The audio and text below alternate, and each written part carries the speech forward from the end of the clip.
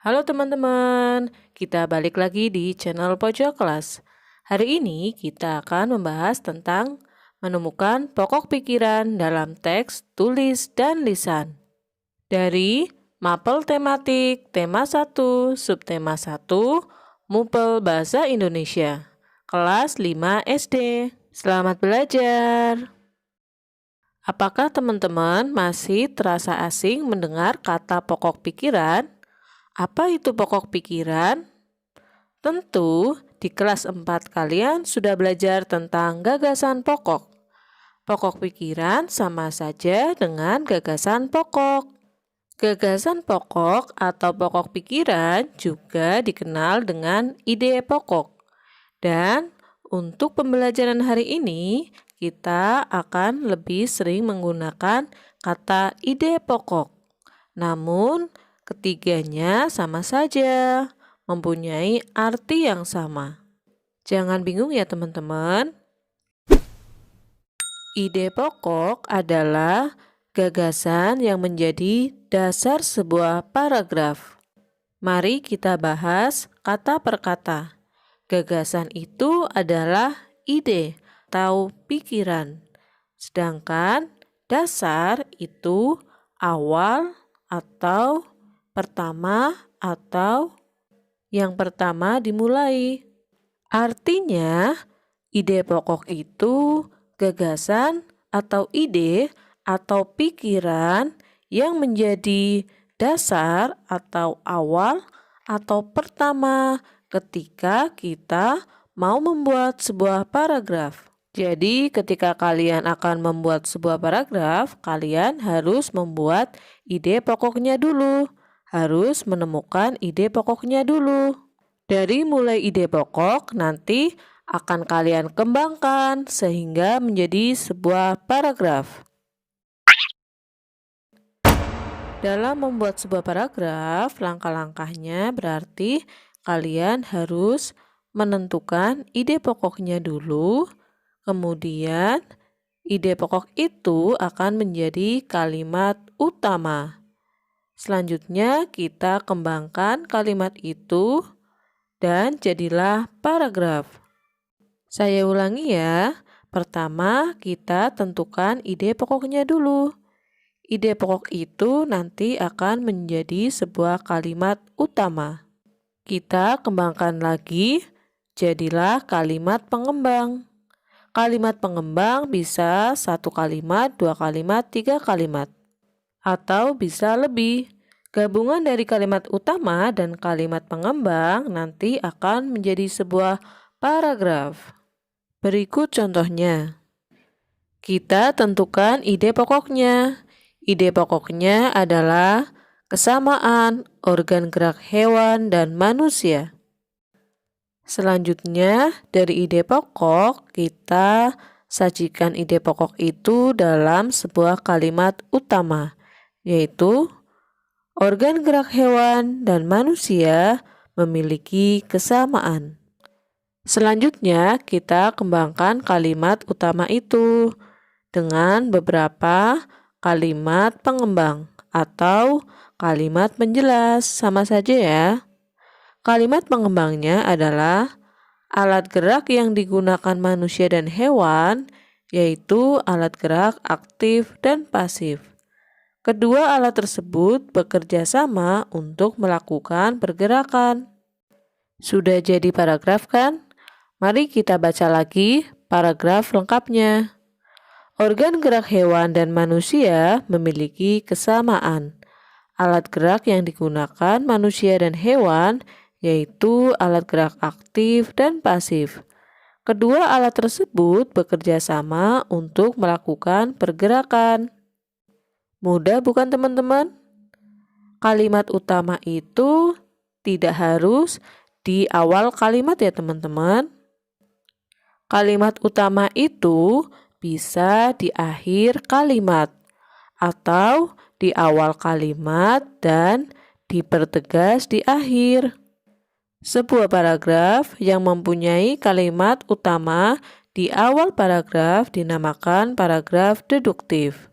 Sedangkan Paragraf yang mempunyai kalimat utama berada di akhir paragraf dinamakan paragraf induktif. Untuk paragraf yang kalimat utamanya berada di awal dan dipertegas di akhir paragraf, maka dinamakan paragraf campuran. Jadi ada 3 ya jenis paragraf berdasarkan letak kalimat utamanya. Paragraf deduktif adalah paragraf yang kalimat utamanya berada di awal paragraf. Paragraf induktif adalah paragraf yang kalimat utamanya berada di akhir paragraf. Sedangkan paragraf campuran berada di awal dan dipertegas di akhir paragraf. Sudah paham ya teman-teman? Bagaimana kalau sekarang kita balik? Sudah ada paragrafnya, selanjutnya kita diminta untuk menemukan ide pokoknya dari paragraf tersebut. Caranya adalah ada sebuah paragraf, kemudian kita baca dengan seksama.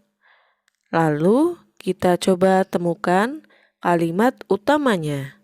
Berada di mana? Di awal, di akhir, atau di awal dan di akhir. Selanjutnya, pada kalimat utama itu, kita baru akan menemukan yang namanya ide pokok. Jadi, ide pokok itu ada pada kalimat utama. Itulah cara menemukan ide pokok.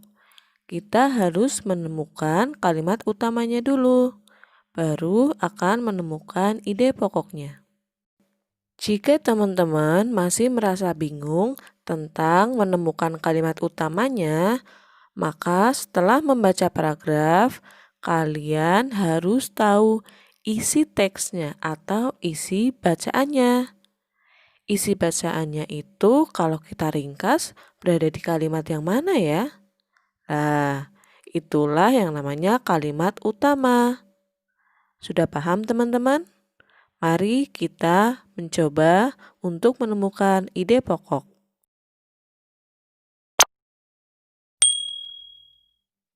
Tulang hanya akan diam dan tidak membentuk suatu pergerakan. Walaupun tulang adalah alat gerak, namun keberadaannya tidak dapat lepas dari otot. Tulang disebut alat gerak pasif karena tidak dapat bergerak dengan sendirinya. Dari paragraf ini kita dapat menemukan bahwa kalimat utamanya berada di akhir paragraf. Maka paragraf ini disebut paragraf induktif. Dari kalimat utama yang sudah kita temukan, selanjutnya kita tarik sebuah ide pokok yang disajikan dalam kalimat utamanya. Kalimat utamanya adalah tulang disebut alat gerak pasif karena tidak dapat bergerak dengan sendirinya. Ide pokok dari kalimat utama itu adalah tulang merupakan alat gerak pasif. Itulah cara kita menemukan sebuah ide pokok. Sebenarnya ada satu lagi cara menemukan kalimat utamanya, yaitu dengan teknik tutup kalimat. Caranya adalah kita tutup kalimat yang kedua dan ketiga ketika kita membaca kalimat pertama. Kalimat pertama itu akan bisa berdiri sendiri atau tidak. Ketika kalimat itu bisa berdiri sendiri, maka kalimat itu merupakan kalimat utama. Sebaliknya, ketika kalimat itu kita baca tanpa kalimat yang lain kita baca dan terasa aneh atau ganjil, maka itu bukan kalimat utama. Tetapi harus hati-hati ya teman-teman. Selanjutnya kita baca kalimat yang berikutnya. Kalimat yang tidak kita baca kita harus tutup. Apakah kalimat itu dapat berdiri sendiri atau tidak? Dan berikutnya juga sama. Itulah cara menentukan kalimat utamanya. Namun, sebaiknya cara yang tepat adalah dengan banyak membaca.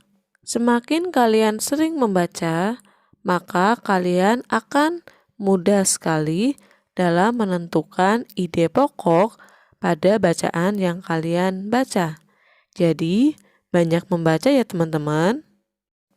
Ide pokok dapat kita temukan di teks tertulis dan teks lisan. Teks tertulis contohnya adalah dapat kalian temukan di bacaan atau cerita. Sedangkan untuk teks lisan dapat kalian temukan di wawancara. Apakah teman-teman sudah pernah melakukan wawancara? Berikut adalah persiapan ketika kalian akan melakukan wawancara. Tujuan dari wawancara adalah mendapatkan informasi yang tepat dari narasumber yang terpercaya. Jadi, langkah-langkahnya yang pertama adalah 1. Menentukan narasumber, orang yang akan kita wawancara. Yang kedua, menentukan waktu dan tempat wawancara. Yang ketiga, menyusun pertanyaan. Yang keempat, mempersiapkan alat. Dan yang kelima, ketika kita bersama dengan teman kita, maka sebaiknya kita membagi tugas. Itulah cara untuk wawancara. Sampai di sini dulu untuk kita belajar tentang menentukan ide pokok dalam teks tertulis dan teks lisan. Selamat belajar dan tetap jaga kesehatan. Jangan berpergian ketika tidak terlalu penting, dan sering mencuci tangan serta menggunakan masker ketika kita keluar. Sampai jumpa.